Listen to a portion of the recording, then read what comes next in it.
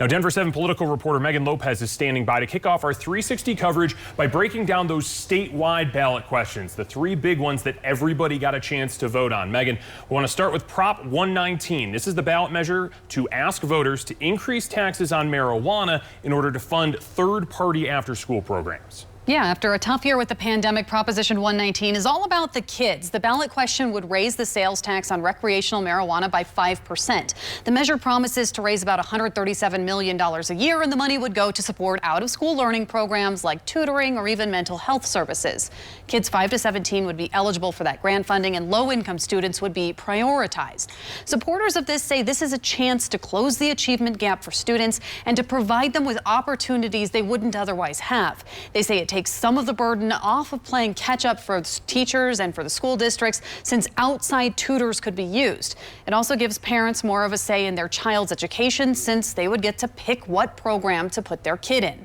However, opponents on the education side say this money should go to schools. They say this measure actually hurts districts, and it could actually take money from that land trust program that would have gone to those districts, and it doesn't give them a say in which programs are funded.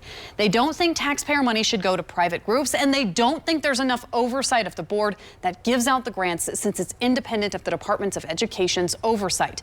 Opponents on the marijuana side, meanwhile, say that this could turn into more people into the black market, since it's a tax on marijuana and recreational marijuana, and they also say it's a tax on people's pain.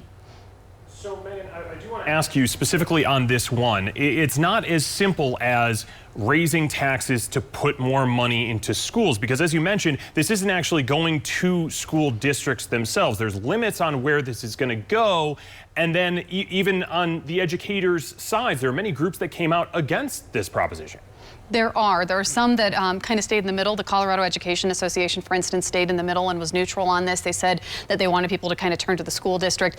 Meanwhile, you had other groups like the Federation of Teachers. You had the Colorado PTA Association say that they just they don't want people to vote in favor of this. It's a really interesting proposition, because school districts would be pre-accepted into something like this, so they could technically get some of that money, but it wouldn't be dedicated specifically for school districts. We visited School of Rock, for instance. It's maybe one of the places where kids could go to learn music lessons. They would obviously have to fill out an application process, but it could really go to a bunch of different programs. Again, mental health services, second language, even some technical and career skills, not just something that happens within school districts or even the classroom. But again, from the marijuana side, at what cost?